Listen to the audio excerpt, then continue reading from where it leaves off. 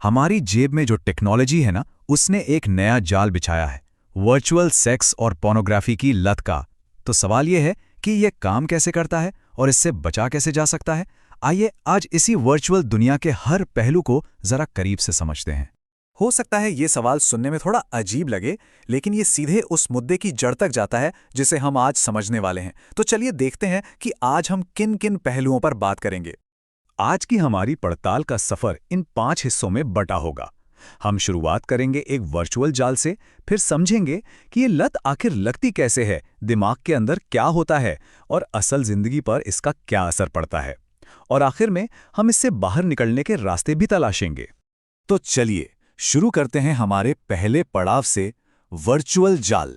इसको अच्छे से समझने के लिए एक मल्टी लैंग्वेज फिल्म लेंस का उदाहरण लेते हैं, जो इस मौजू पर एक मॉडर्न कहानी जैसी है। जरा सोचिए एक ऐसे इंसान के बारे में जो स्काइप पर एक वर्चुअल रिश्ते में इस कदर गुम हो जाता है कि उसकी अपनी असली दुनिया, उसके अपने लोग सब पीछे छूट जाते हैं। ये फिल्म इसी खतरनाक टकराव को पर्दे पर दिखाती है।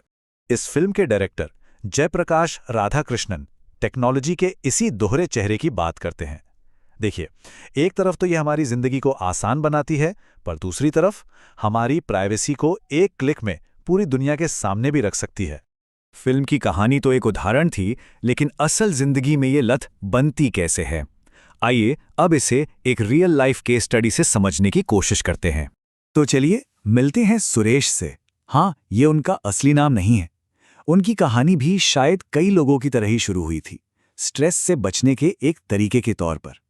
लेकिन ये तरीका बहुत जल्दी एक जाल बन गया।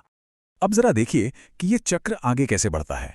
जो चीज़ स्ट्रेस कम करने के लिए शुरू हुई, वो देखते ही देखते एक आदत में बदल गई।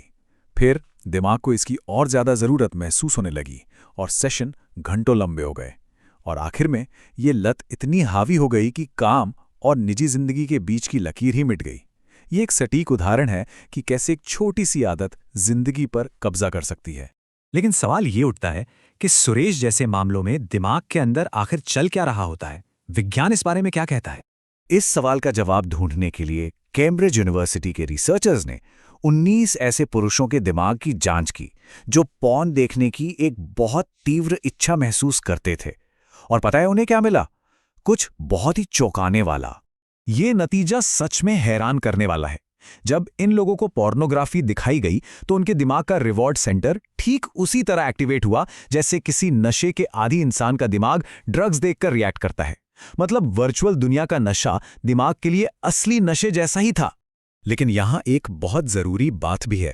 रिसर्चर खुद ये मानती हैं कि भले ही दिमाग में ये समानताएं दिखीं, पर क्या इसे ऑफिशियली एडिक्शन या लत कहना सही है? इस पर साइंटिस्ट्स के बीच अभी भी बहस चल रही है।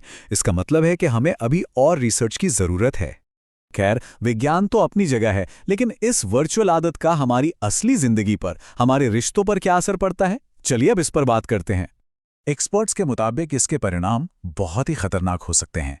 रिश्तों में दरार आ जाती है, पार्टनर से ज्यादा स्क्रीन को प्राथमिकता दी जाने लगती है और असली दुनिया के प्यार और इंटीमेसी में दिलचस्पी ही खत्म हो जाती है। और सबसे ज्यादा चिंता की बात तो यह है कि कुछ मामलों में ये वर्चुअल दुनिया की हिंसा असल जिंदगी में भी उतर आती है। तो सवाल यह है कि क्या इस जाल से बाहर निकलने का कोई रास्ता है? जी हाँ, बिल्कुल है। अब बात करते हैं समाधान की कि कैसे कंट्रोल वापस पाया जा सकता है।